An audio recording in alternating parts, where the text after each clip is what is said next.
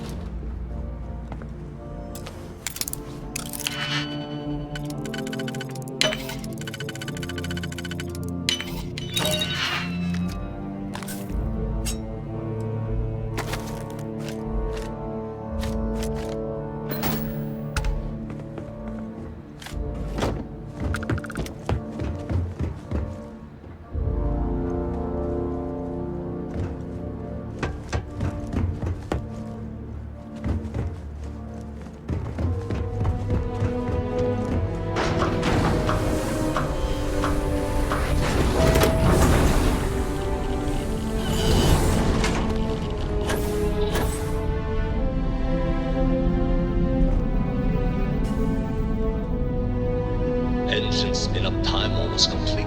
Total time 5 minutes 22 seconds. Right on schedule. How are the helium-3 valves holding, Nova? We double-checked the leakage concerns this morning before the launch.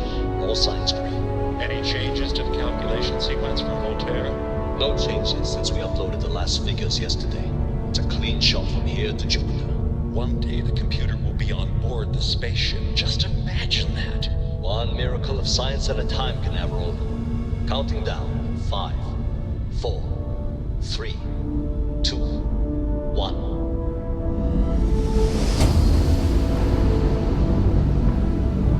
Canaveral, are you reading? All clear, Nova. Indicators look good. The ship should be cruising Jupiter's orbit right now. Visual confirmation will be possible in 32 minutes. Afraid the speed of light is on the slow side these days. How does it feel to break the laws of physics, Canaveral? We're all pretty excited down here in NASA, I won't lie. Excited enough to tell me where you got the original data? Not in a million years, Nova.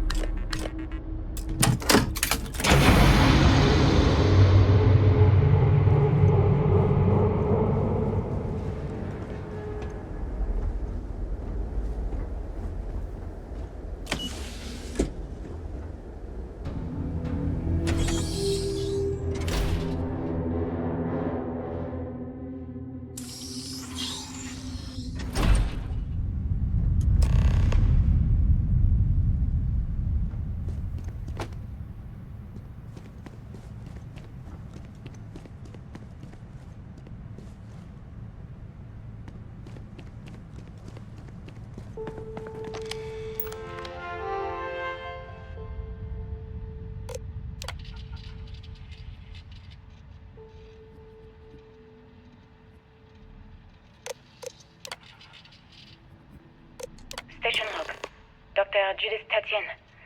The recent delivery from Mars is unsettling. I was expecting rock samples or maybe fossils of microbial life. Instead, Dr. Victor Aiza comes with 2 members of the military. Everything they brought back is under wraps. What could a theoretical physicist need with a sample from Mars? Station log. Dr. Judith Tatienne. I've been trying to cozy up to Dr. Aiza, Victor, to see what is going on. His team has completely commandeered one of the labs with those 2 military handrefs, checking who comes in and out. I joked that maybe he found a little gray man and was doing an autopsy, and he grew very pale. 2 days later, he sends me a request asking for more information on my background in materials science, metallurgical engineering. Oh, we have a meeting tomorrow. Station log. Dr. Judith Tatienne. I have never been so nervous since I defended my dissertation. 4 hours talking to Victor and his team about theoretical metals, atomic bonding, even a half-hour divergence into magnetism that I'm pretty sure was just to throw me off the trail of what we were actually talking about. Then, I got to see the lab. I don't know how much I should say, but the periodic table just got thrown out the window.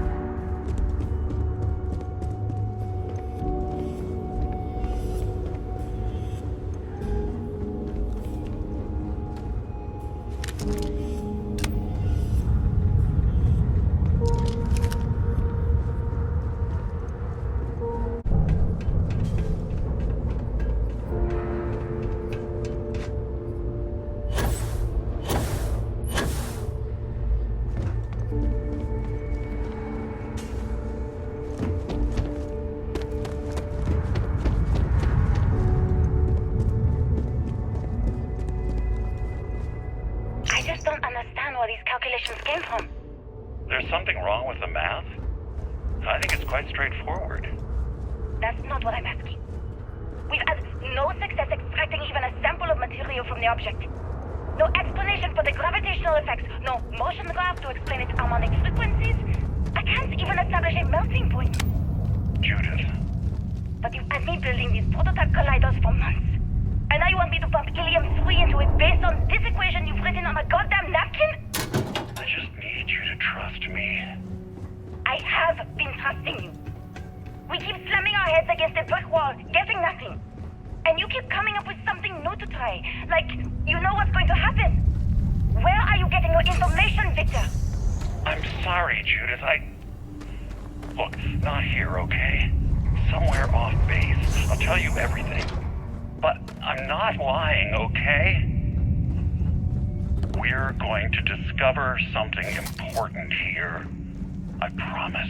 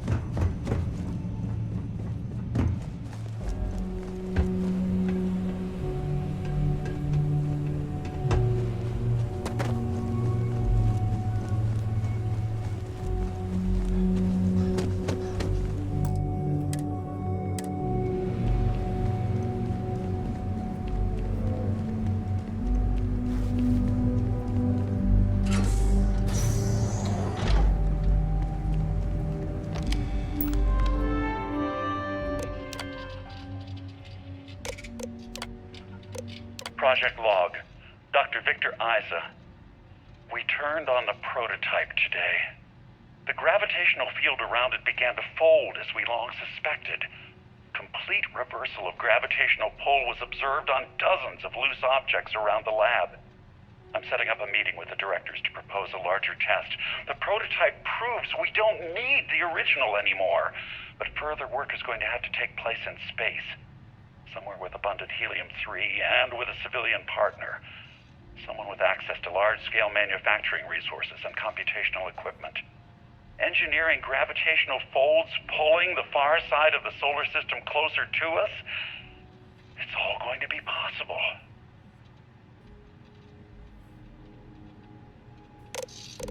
Project log.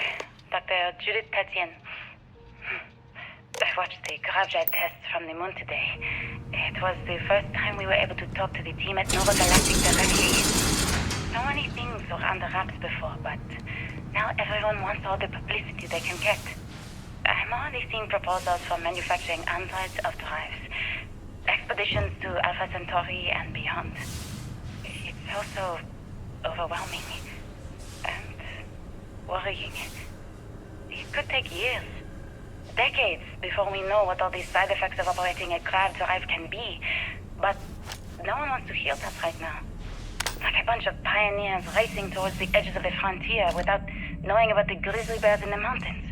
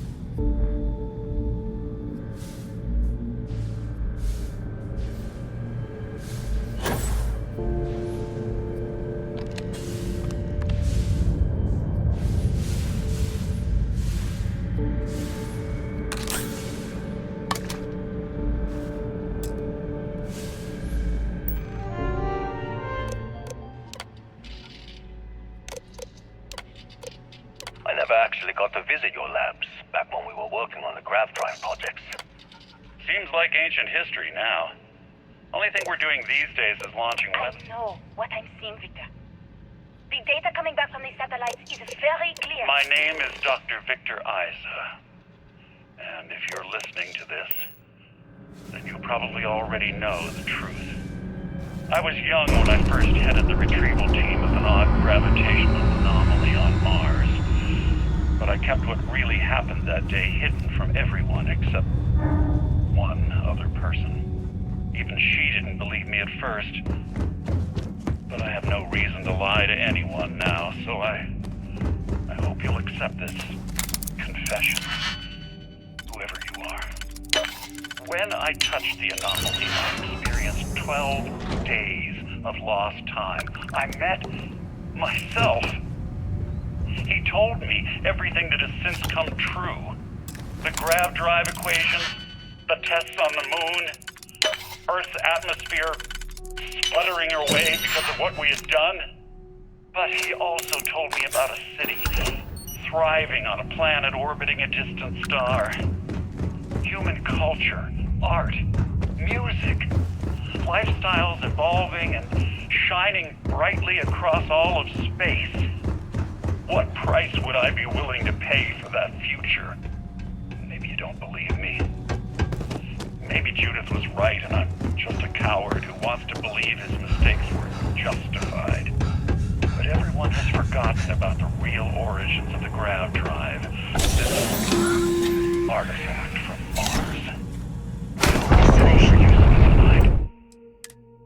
Arrived on the surface of Earth. We need to discuss what you found. And it looks like other Starborn got here before us. So, you might have company.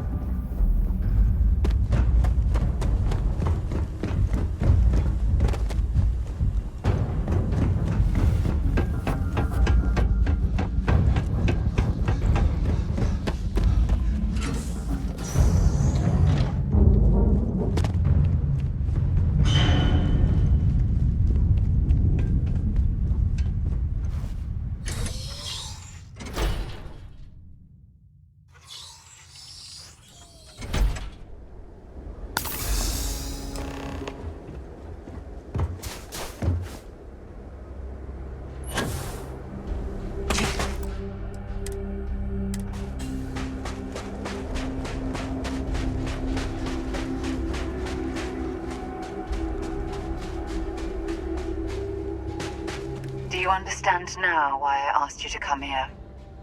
The artifacts unlocked the secret of interstellar travel, at the cost of Earth. An easy trade, honestly. Why have one world when you can have all the settled systems?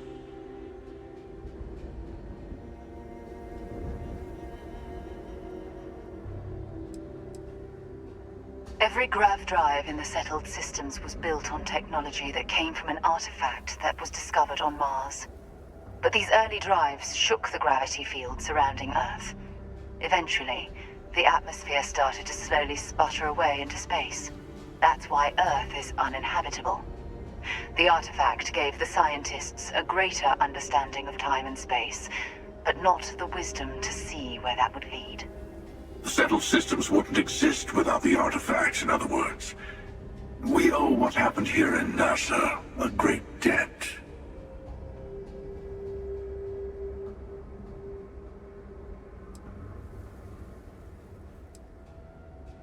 Assuming we weren't going to lose it anyway.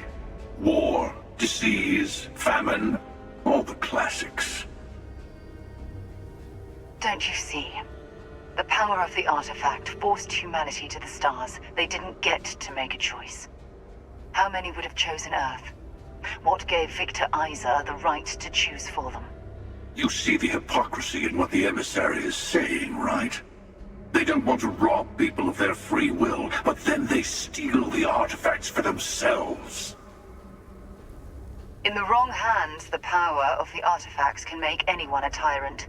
That's why we watch over them. The only thing you're watching out for is yourself.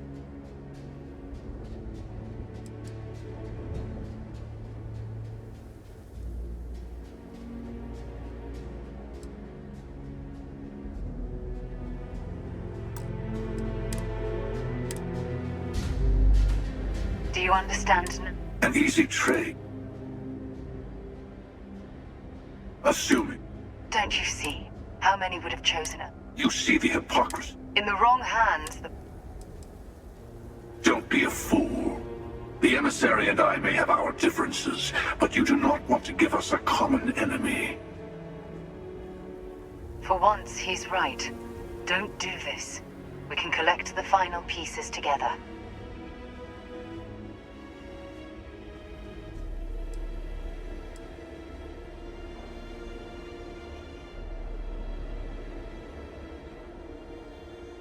Well, look at that. The Emissary just became my new best friend. You've made your choice.